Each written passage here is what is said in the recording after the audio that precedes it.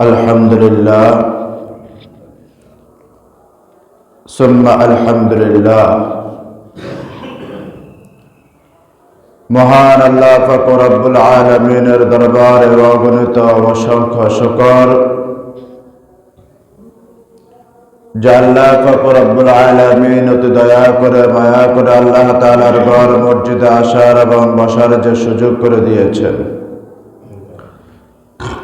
এজন্য মহান প্রভুর দরবারে কালিমাত শুকর আদায় করে সকলে বলে আলহামদুলিল্লাহ।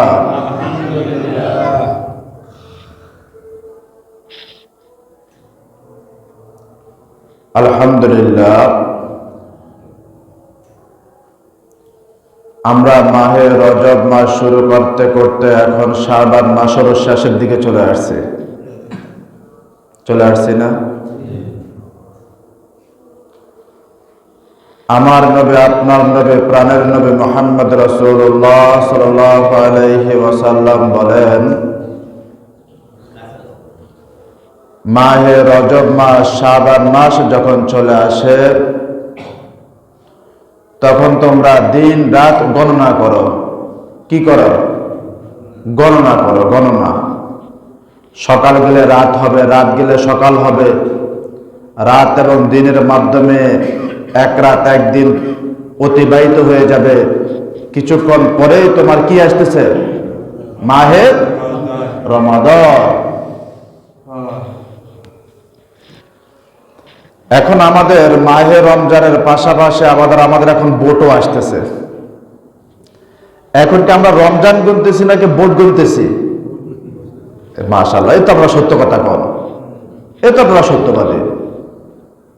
আর প্রত্যেক সত্যবাদী মুসলমান, প্রত্যেক সত্যবাদী কি মুসলমান।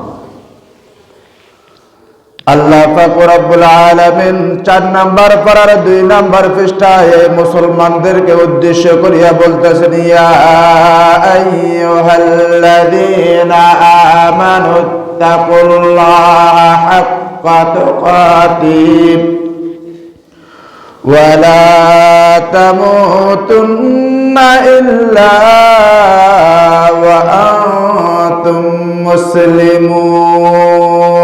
কার নাম নিছে? কথা কন, কার নাম? মুসলমানের নাম নিছে না? তোমরা মুসলমান না হয়ে ততক্ষণ পর্যন্ত মৃত্যুবরণ করিও না।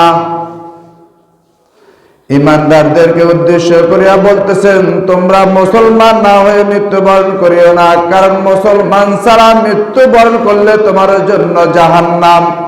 কি আছে? ভয় দেখাইছে কে?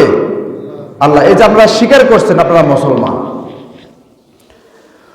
আল্লাহ রাসূল সাল্লাল্লাহু আলাইহি ওয়াসাল্লাম হাদিসে বললেন, যখন রমজান মাস তোমাদের সামনে চলে আসবে তোমরা দিন গণনা করো, রাত গণনা করো, সময় গণনা করো।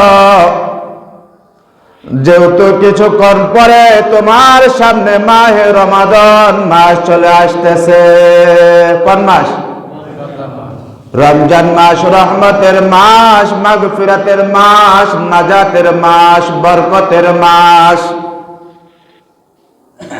আশা করেন নাকি? মাশাআল্লাহ। কিন্তু আমরা এই গণনা বাদ দিয়ে আমরা এখন বোটের গণনা শুরু করলাম। আমার নবী, আপনার নবী, প্রাণের নবী মুহাম্মদ রাসূলুল্লাহ সাল্লাল্লাহু আলাইহি ওয়াসাল্লাম আমাকে আপনাকে শিক্ষা দিলেন, এই মাসগুলো যখন তোমাদের সামনে চলে আসবে তোমরা রাহাজানি, কাটাকাটি, হিংসা, বিদ্বেষ ভুলে যাও। মাহে রমজানের প্রস্তুতি গ্রহণ করো। কোন মাসের? মাহে রমজান মাসের প্রস্তুতি গ্রহণ করো। কিন্তু আমরা কিসের প্রস্তুতি গ্রহণ করতেছি? কেউ লাড়ির প্রস্তুতি গ্রহণ করতেছি, কেউ দামাসুরের প্রস্তুতি গ্রহণ করতেছি, কেউ লুটতরাজের টাকার পাহাড়ের পরিবর্তন করার জন্য চেষ্টা করতেছি। কি করতেছি না? ওরে আল্লাহর বান্দা মুসলমান, আমি বলি নাই, আমার উপর রাগ করে কোনো লাভ নাই। যার নিয়ত যেমন তার হাসর হবে তেমন, যার